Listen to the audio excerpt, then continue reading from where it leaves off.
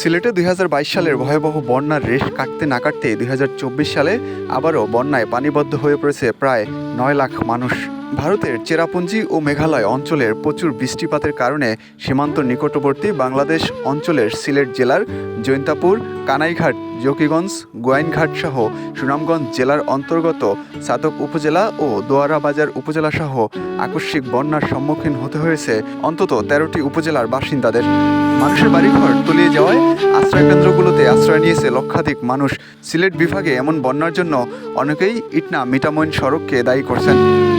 এছাড়া নদ নদীর পানি বিপদসীমার ওপর দিয়ে প্রবাহিত হয়ে বন্যার পানি নামতে না পারায় বাড়তি ভোগান্তিতে পড়তে হয়েছে সাধারণ মানুষের।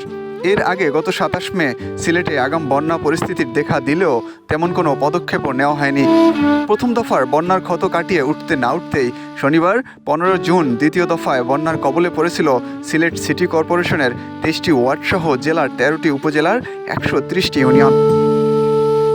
এতে বন্যা কবলিত হয়ে পড়েছেন প্রায় ৯,৫৭,৪৪৮ জন স্থানীয় বাসিন্দা। তবে ভারী বর্ষণ আর পাহাড়ি ঢলে নাজেহাল সিলেটে বন্যা পরিস্থিতি কিছুটা উন্নতি হয়েছে।